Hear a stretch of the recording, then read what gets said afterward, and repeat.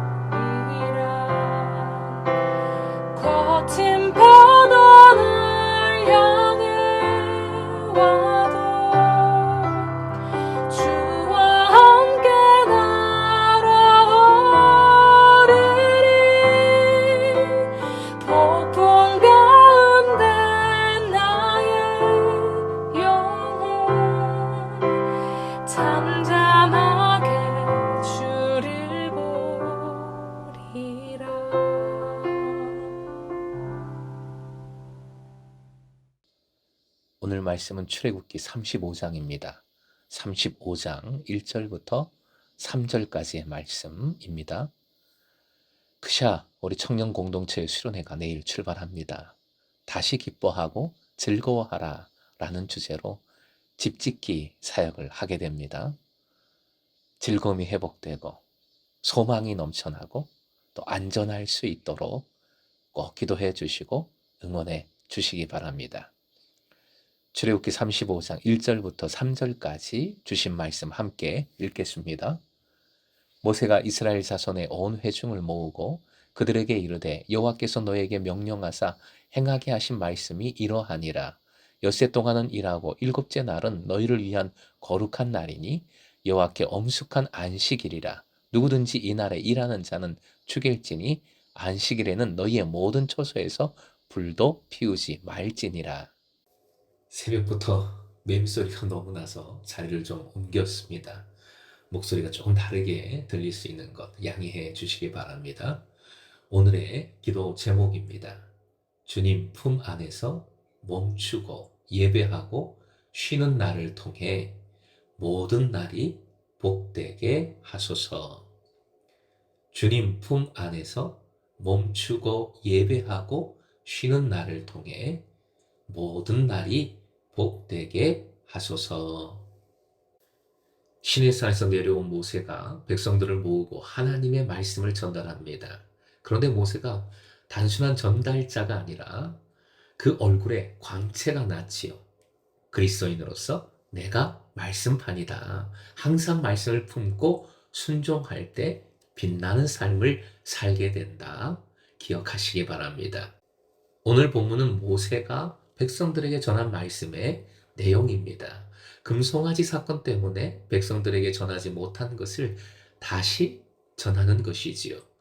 말씀이 반복됩니다. 말씀은 항상 반복이지요.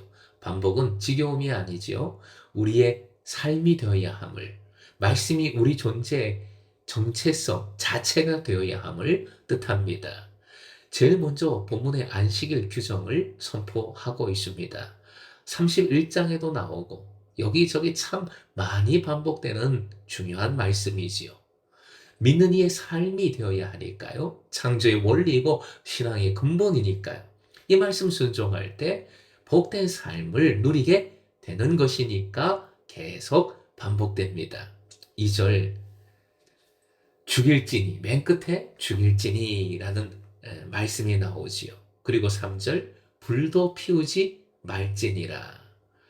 안식일 명령에 있어서 아주 강하게 명하시는 말씀들입니다. 특히 불도 피우지 말지니라. 여기서만 나오는 말씀인데 불은 필수적인 것이면서도 고대에는 큰 노동이었습니다. 노동의 원천적 금지라는 원리를 구체적으로 세게, 좀 더 세게 강조하시는 말씀입니다.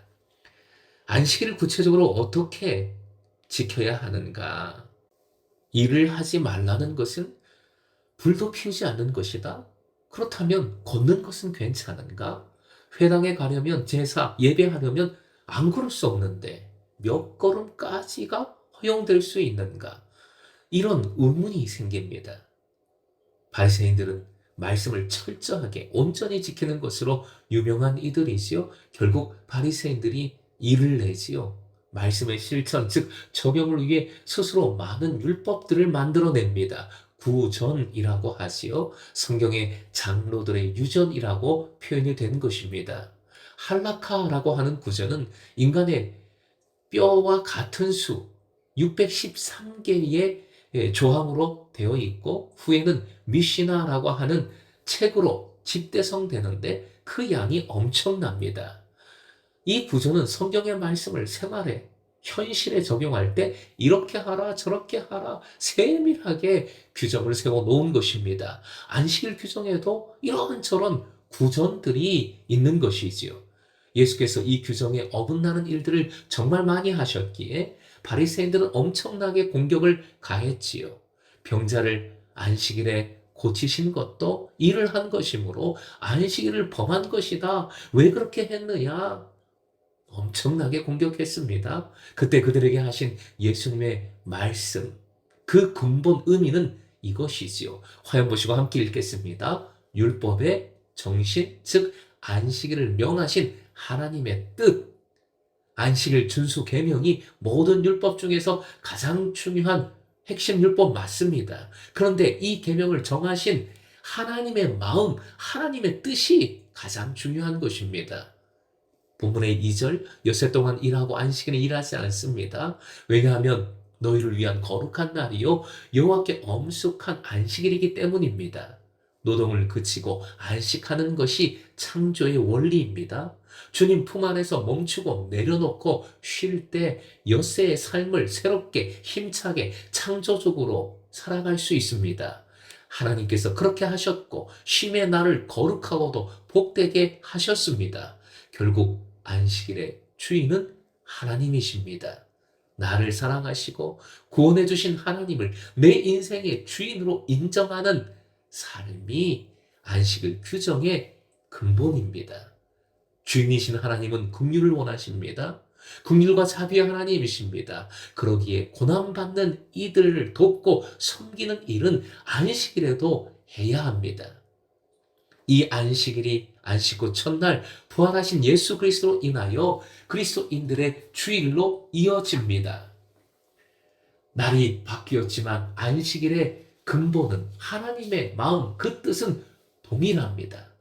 생각해보면 창조된 아담의 첫날이 바로 이날이지요. 초막절의 마지막 날 안식하며 성회로 모이라 하신 바로 그날이 됩니다.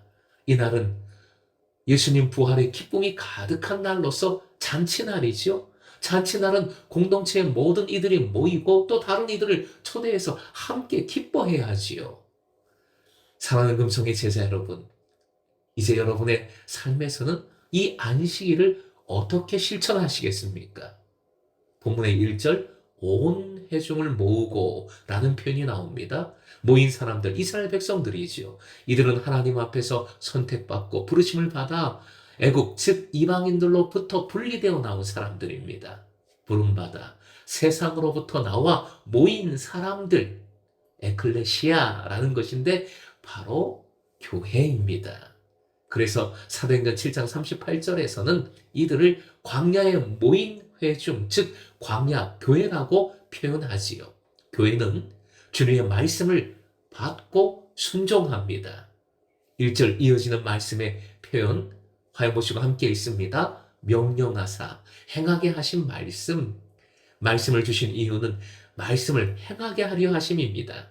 그런데 행함에 있어서 가장 중요한 것 하나님의 뜻, 하나님의 마음이라고 말씀드렸습니다. 안식일의 구약적 규정을 꼬치꼬치 따지는 것, 바리새인처럼 형식적인 규정만을 붙들고 있는 것, 이제 아무 의미가 없는 헛된 일입니다. 안식일을 주신 원리를 기억하여 행하십시오. 하나님의 뜻을 붙들고 실천하십시오. 즉 정하신 날에 하나님만이 나의 주인이시기에 멈추고 예배하십시오. 정하신 날에 하나님만이 우리의 창조주이시기에 그 품에서 쉬십시오. 예수께서 우리를 위해 부활하셨기에 함께 모여 기뻐하며 부활의 기쁨을 증거하십시오. 이는 엿새를 위함임도 잊지 말아야 하겠습니다. 주님 정하신 날은 나머지 날의 첫날인 것이죠. 이 날을 통하여 나머지 날도 주님의 제사로, 삶의 예배자로 살아가는 겁니다. 날마다 주님의 은혜 안에 살아가게 됩니다. 그러기에 안식일이 우리를 위한 거룩한 날, 복된 날이 되는 것이지요. 사랑하는 금성의 제자 여러분, 주님 품 안에서 멈추고 예배하고 쉬는 날을 통하여 여러분의 모든 날이 주님과 함께하는 날, 기쁨의 날, 복된 날이 되시길 주님의 이름으로 축원드립니다.